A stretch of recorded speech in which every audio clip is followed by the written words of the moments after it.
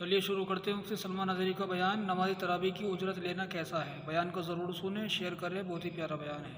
یہ معاوضہ کوئی دے نہیں سکتا، یہ کلام الہی ہے.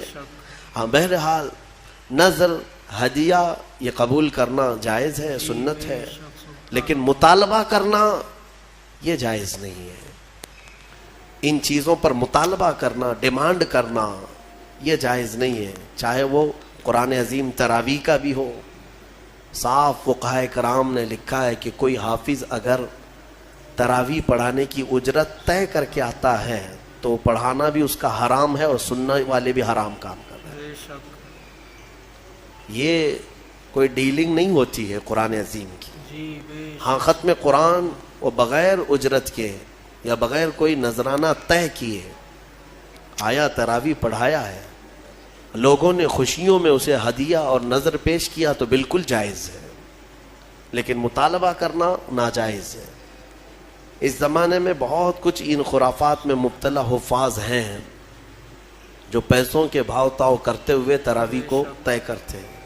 بلکہ میں نے شہروں میں ایسے بھی دیکھا کہ بڑے شہروں میں 10 دن کی تراویح، 7 دن کی تراویح ایک الگ نکالا ہوا ہے. 10 دن میں تراویح ختم، 10 دن میں ایک قرآن ختم کر کے وہ حافظ پھر دوسرے 10 دن کہیں اور تلاش کرتا ہے.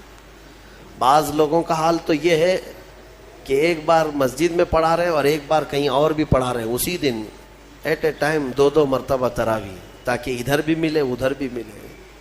لوگوں کی نماز خراب کرنا، لوگوں کی نماز کو ضائع کرنا اور اس طرح حرص رکھنا یہ ناجائز ہے. میرے عزیزو، انبیاء اکرام علیہ السلام کی زبانوں سے جو یہ نکلے ہیں الفاظ، یہ آج 19ویں پارے میں ہم نے کثرت سے اس کو بار بار تلاوت کیا ہے.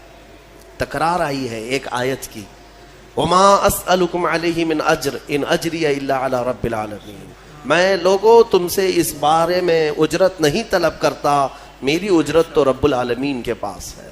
یہ سارے نبیوں نے یہی کہا، چاہے وہ نوح علیہ السلام ہو، لوط علیہ السلام ہو، ہود علیہ السلام ہو، صالح علیہ السلام ہو، یہ شعیب علیہ السلام ہو، سبوں نے یہی کہا ہے.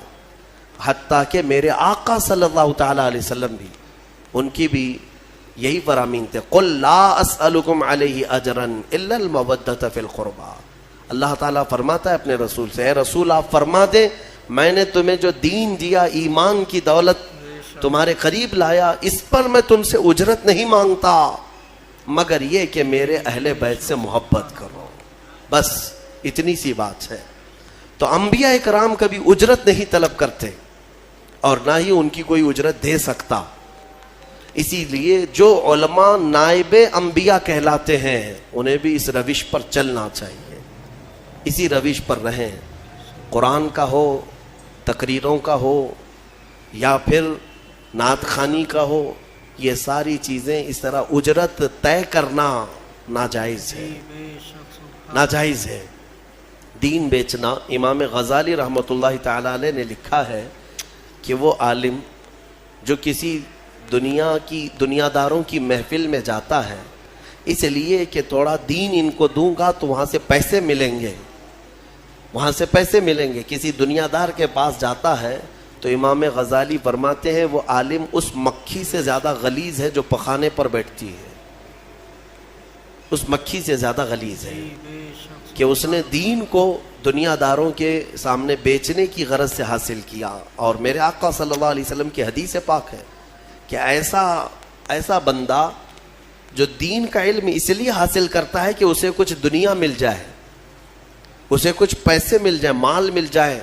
حضور اکرم صلی اللہ علیہ وسلم فرماتے ہیں ایسے شخص کو دین کا علم سکھانا خنزیر کے گلے میں موتیوں کا ہار ڈالنے کے برابر ہے.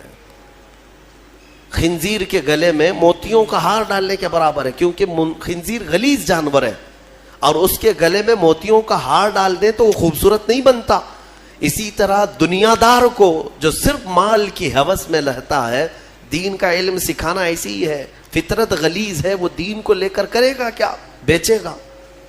اللہ تبارک و تعالیٰ اس طرح کی حرص سے ہمیں محفوظ رکھے، ہوس سے محفوظ فرمائے، اور اللہ تبارک و تعالیٰ آخری دم تک ہمیں اس کے دین کی خدمت. ہے سہانا سما شب ہے معراج کی، نبی اور خدا آمنے سامنے عرش پر آئینہ گر بھی موجود ہے اور ہے آئینہ آمنے سامنے عرش پر آئینہ گر بھی موجود ہے میری تربت گلوں سے سجا دیجئے مشک و عنبر کفن میں لگا دیجئے میری تربت گلوں سے سجا دیجئے مشک و عنبر کفن میں لگا دیجئے دوست سے اب ملن کی گھڑی آ گئی ہوں گے شمس و ضحیٰ آمنے سامنے